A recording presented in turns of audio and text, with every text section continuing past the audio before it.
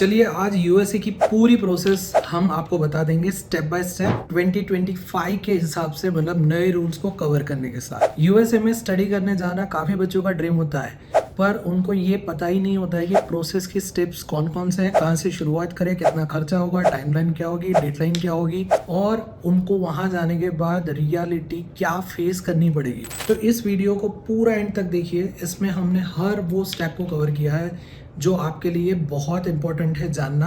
अगर आप यूएसए में पढ़ाई करना चाहते हैं या तो उसके बाद पढ़ाई के बाद वर्क और सेटलमेंट के ऑप्शंस भी ढूंढ रहे हैं, हमने हर वो पॉइंट को कवर किया है जो लेटेस्ट अपडेट के हिसाब से आपके लिए वर्क करेगा। और इस वीडियो के एंड में आपको हम एक गिफ्ट भी देंगे जिसको यूज़ करके आप अच्छा खासा बेनिफिट भी ले सकते हैं। चलो शुरुआत करते हैं वीडियो की। सबसे पहली बात ये होगी कि आप जब यूएसए के लिए प्लान कर रहे हैं तो आप अपना एलिजिबिलिटी क्राइटेरिया कैसे चेक करेंगे। तो आपका 12th स्टैंडर्ड जो इंडिया में स्कूलिंग आपका हुआ है उसका मिनिमम आपका परसेंटेज क्या है, प्लस मेन सब्जेक्ट में परसेंटेज क्या है वो आप देखेंगे। साथ में अगर आपने बैचलर डिग्री या डिप्लोमा करके रखा है तो उसमें आपने कितने बैकलॉग्स आपके आए थे, और आपका जो ओवरऑल सीजीपीए है या सीपीए है वो कितना है वो आपको जानना ज़रूरी है। और उसके इक्विवेलेंट यूएसए में उसके जीपीए कितने होते हैं वो गिनना भी बहुत ज़रूरी है। उसके साथ साथ आपके पढ़ाई में अगर कोई गैप है तो उस गैप में आपने क्या किया है, उसके डॉक्यूमेंट्स कौन से लगेंगे वो जानना ज़रूरी है। और अगर पढ़ाई के बाद आपने मतलब मास्टर डिग्री, मतलब बैचलर के बाद मास्टर डिग्री भी अगर आपने ऐड की है तो मास्टर डिग्री और उसके बाद जो आप पढ़ाई करने जा रहे हो तो उसके बीच में लॉजिकल प्रोग्रेशन क्या है वो भी जानना ज़रूरी है। 12th के बाद जब बच्चे जाते हैं तो उनका बैचलर डिग्री में फोकस होता है, तो उन्होंने इंडिया में लिमिटेड फील्ड्स के बारे में जाना होता है। मतलब एग्जांपल ले लेते हैं, जैसे मैकेनिकल का किसी ने प्लान किया है तो वो देखेगा कि मैंने 12th में मैथमेटिक्स लिया था साइंस स्ट्रीम में और मैं मैकेनिकल पढ़ना चाहता हूँ, बट उसके सब फील्ड भी बहुत सारे होते हैं। ये मैकेनिकल को लेके ही ऑटोमोबाइल है, इंडस्ट्रियल डिज़ाइन है, मेकाट्रॉनिक्स है, हीटिंग वेंटिलेशन है, हैवी इक्विपमेंट है। There are so many different fields जिसके अंदर मैकेनिकल वाला बच्चा आगे जाके सब डिवीज़न में भी बैचलर्स कर सकता है और फ्यूचर बना सकता है। तो आपको आपका जो एलिजिबिलिटी क्राइटेरिया है वर्सेस सिलेक्शन है उसको जानना बहुत ज़रूरी है। अब आगे बात करते हैं डेडलाइंस की। आप जब भी कोई इंटेक के लिए प्लान कर रहे हैं तो मेक श्योर कि मिनिमम 6 से 9 महीने पहले प्लान करें। अगर आप टॉप रैंक यूनिवर्सिटी को टारगेट कर रहे हैं स्कॉलरशिप के साथ, मतलब अगर आप अभी प्लान कर रहे हैं तो आपके लिए फॉल 2025 इंटेक में काफ़ी यूनिवर्सिटीज़ में जो आपकी स्कॉलरशिप्स की डेडलाइन होगी वो चली गई होगी, काफ़ी में अवेलेबल है। बट अगर आप जनवरी 26 के लिए प्लान करेंगे तो ऑफकोर्स आपको ज़्यादा ऑप्शन मिलेंगे। उसके बाद आपको देखना है कि आप स्कॉलरशिप के लिए एलिजिबिलिटी में आपका एकेडमिक ओनली एलिजिबिलिटी इनफ नहीं है, आपको एक्स्ट्रा करिकुलर एक्टिविटीज़ भी दिखानी पड़ेगी। साथ साथ में आप जो पढ़ने जा रहे हो उसके लिए आपने एक्स्ट्रा रिसर्च क्या किया है, या तो आपने और एक्स्ट्रा चीज़ें कौन सी फाइंड आउट की है जो आप इसमें प्रूव कर पाओगे। बिकॉज आपको बनाना है SOP, statement of purpose, letter of recommendation, transcript. तो ये डॉक्यूमेंट आपके एकेडमिक डॉक्यूमेंट्स के अलावा भी आपको काम में लगेंगे। तो डॉक्यूमेंट का लिस्ट यहाँ पे आपके लिए मैं रिपीट कर देता हूँ कि पासपोर्ट, फिर आईएलटीएस, पीटी या ड्यूलिंगो, या तो आपने टॉयफल दे के रखा है, फिर आप सेट, जीआरई या जीमेट कोई एग्ज़ाम आपने कॉम्पिटिटिव दी है। सेट 12th के बाद दी जाती है, जीआरई जीमेट बैचलर डिग्री के बाद मास्टर डिग्री पढ़ने के लिए दी जाती है। उसके अलावा आपका डिप्लोमा का मार्कशीट हो गया या तो डिग्री का मार्कशीट हो गया, फिर उसका कंप्लीशन सर्टिफिकेट हो गया। उसके बाद आपके वर्क एक्सपीरियंस के डॉक्यूमेंट्स हो गए। अगर मास्टर डिग्री की है तो उसकी मार्कशीट और उसका सर्टिफिकेट हो गया। एक सीवी हो गया जिसमें पूरी डिटेल वर्क, एजुकेशन और एक्स्ट्रा करिकुलर एक्टिविटीज़, या तो आपने क्या अचीवमेंट्स या प्रोजेक्ट्स किए हैं उस सब की डिटेल सीवी में आनी चाहिए। फिर लेटर ऑफ रिकमेंडेशन हो गया। अब यहाँ पे बच्चे बहुत बड़ी गलती करते हैं। आपको ये देखना है कि आप अब्रॉड में जो इंस्टीट्यूशन में जो प्रोग्राम पढ़ने जा रहे हैं उस प्रोग्राम के इक्विवेलेंट कोर्सेज आपके बैकग्राउंड में जो है उसके प्रोफेसर से आप लेटर ऑफ रिकमेंडेशन लिखवाएं।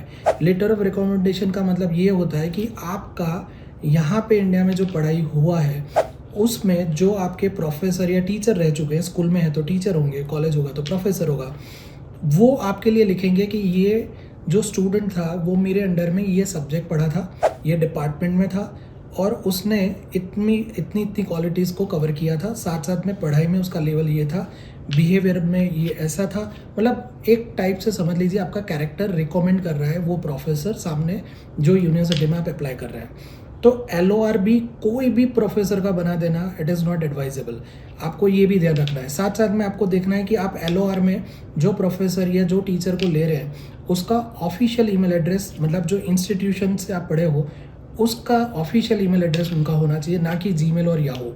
तो ये टॉप यूनिवर्सिटीज़ के रिक्वायरमेंट पे रहता है।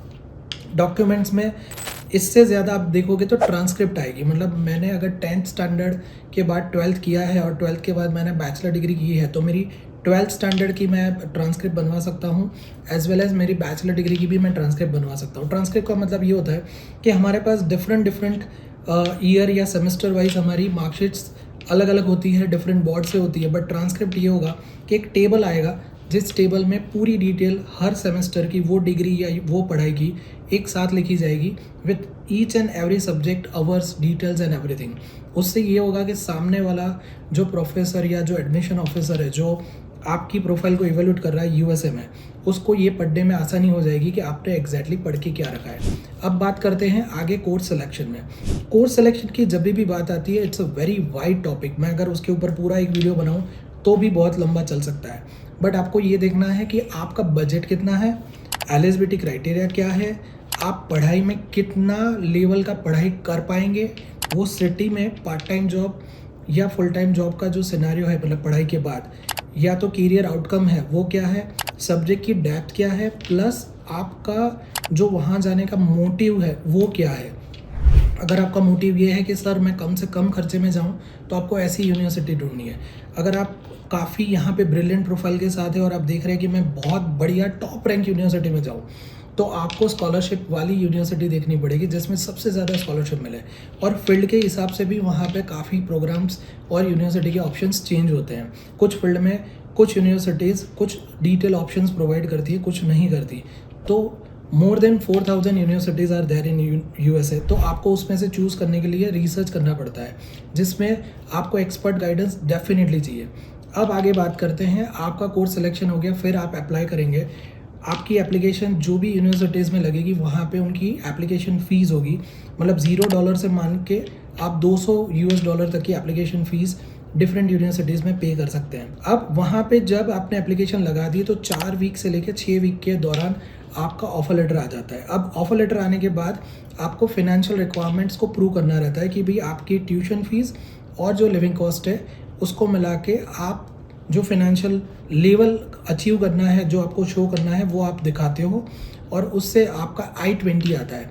अब जो I-20 है this is the main document to apply for the visa appointment. अब I-20 आने के बाद हमें DS-160 फॉर्म जो वीज़ा फॉर्म होता है उसको बहुत बारीकी से बहुत डिटेल में पढ़ना होता है। साथ साथ में सेविस फ़ी को पे करना होता है, जो सेविस नंबर जो आपके I-20 के ऊपर लिखा हुआ है वो गवर्नमेंट डिपार्टमेंट में आपकी सेविस फ़ी को भी आपको पे करना होगा। सेविस फ़ी कितनी होगी और जो वीज़ा की अपॉइंटमेंट लेने के लिए जो वीज़ा फ़ीस आप कितनी भरेंगे वो मैंने यहाँ स्क्रीन पे आपके लिए रख दी है। ये वीज़ा अपॉइंटमेंट आपने ले ली तो उसमें साथ साथ आपकी बायोमेट्रिक की भी अपॉइंटमेंट आ गई। तो अब आपका नेक्स्ट स्टेप ये होगा कि आप वीज़ा इंटरव्यू के लिए प्रिपरेशन करें। वीज़ा इंटरव्यू में कैसे क्रैक किया जाता है, अभी रिसेंट जो लास्ट ईयर रिफ्यूज़ल रेशियो काफ़ी बढ़ा था इंडियन स्टूडेंट के लिए यूएसए में, अब उसको बच्चे कैसे क्रैक कर रहे हैं वो जानकारी ऑफकोर्स मुझे वो एक नए वीडियो में मैं आपको दूंगा, बट आप हमें कांटेक्ट कर सकते हैं। अगर आपको पर्सनलाइज ये इंटरव्यू प्रिपरेशन में भी हम आपको सेपरेटली सर्विस देते हैं, अगर आपने कहीं से भी एडमिशन करवाया है तो भी आप हमारा कांटेक्ट कर सकते हैं। तो वीज़ा इंटरव्यू की जब आप प्रिपरेशन कर रहे हैं तो मेक श्योर कि आपको 4 चीज़ों पे फोकस करना है। सबसे पहला आपकी प्रोफाइल, मतलब आपका बैकग्राउंड क्या है। दूसरा, आपने जो यूनिवर्सिटी एंड कोर्स जो लिया है उसकी खूबियाँ कि एग्जैक्टली वही क्यों लिया। तीसरा, आपका फाइनेंशियल लेवल, मतलब आप पढ़ाई और लिविंग कॉस्ट का खर्चा कैसे निकालेंगे और वो पैसा कौन देने वाला है, एवरीथिंग इन डिटेल। और चौथा होगा कि आप वो पढ़ाई करने के बाद क्या करेंगे और एग्जैक्टली इंडिया में आके आपको उसका बेनिफिट क्या होगा। अगर ये 4 चीज़ें आपने कवर कर ली तो हर वो क्वेश्चन जो आपसे पूछा जाएगा यूएस वीज़ा इंटरव्यू में वो इसी 4 के सब डिवीज़न के हिसाब से ही होगा। तो हमने पूरा क्वेश्चनरी भी बनाया हुआ है। अगर आपको फ्री PDF भी चाहिए तो यहाँ कमेंट में आप USA लिख सकते हैं विथ योर ईमेल एड्रेस, हम यहाँ से आपको PDF भेजेंगे जिसमें लेटेस्ट क्वेश्चनरी, बेसिक, इंटरमीडिएट और एडवांस लेवल के सभी क्वेश्चन को हमने उसमें कवर किया हुआ है। आई होप कि ये पूरे वीडियो में मैंने ज़ीरो से लेके एंड तक जो आपको प्रोसीजर बताई है वो आपके लिए समझना इतना आसान है, पर ऑफकोर्स अप्लाई करना उतना ही डिटेल्ड है, बट कठिन नहीं है। आपको यही करना है कि आपको पूरी प्रोसेस के लिए कोई एक्सपर्ट गाइडेंस के साथ चलना है और साथ साथ में अपना खुद का भी रिसर्च आगे लगाना है। बच्चे आजकल क्या करते हैं कि कंसल्टेंट के पास जाते हैं और बोलते हैं मुझे USA जाना है, और कंसल्टेंट विदाउट, अगर आपने मतलब कोई रिसर्च नहीं किया है तो वो कोई भी यूनिवर्सिटी या प्राइवेट यूनिवर्सिटी दे देगा, या तो ऐसी लो रैंक यूनिवर्सिटी दे देगा जिसमें शायद एडमिशन आ गया, I-20 आ गया, बट वीज़ा नहीं लगेगा।